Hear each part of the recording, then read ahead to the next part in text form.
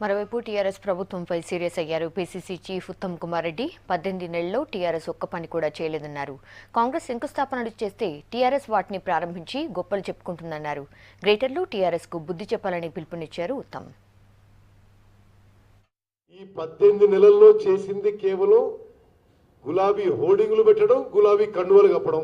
అంతకంటే ఒక్క పని కూడా వీళ్ళు చేయలేదు. వీళ్ళకి చిత్తశుద్ధి లేదు. విశ్వనగరంగా హైదరాబాద్ ని తీర్చిదిద్దింది కాంగ్రెస్ ప్రభుత్వం. మేం చేసిన పనులని వాళ్ళు ప్రారంభోత్సవాలు చేసుకోవడం తప్పితే మరొకటి లేదు.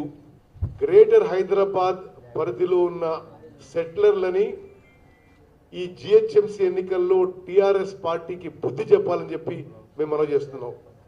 మన ఫండమెంటల్ రైట్, మన రాజ్యాంగ హక్కు ఉల్లంఘించే ప్రయత్నం చేసిన ఈ టీఆర్ఎస్ పార్టీకి, టీఆర్ఎస్ ప్రభుత్వానికి, ఈ టీఆర్ఎస్ పెద్దలకు కూడా బుద్ధి చెప్పాల్సిన సమయం ఆసన్నమైందని చెప్పి నేను మనం చేస్తున్నాను.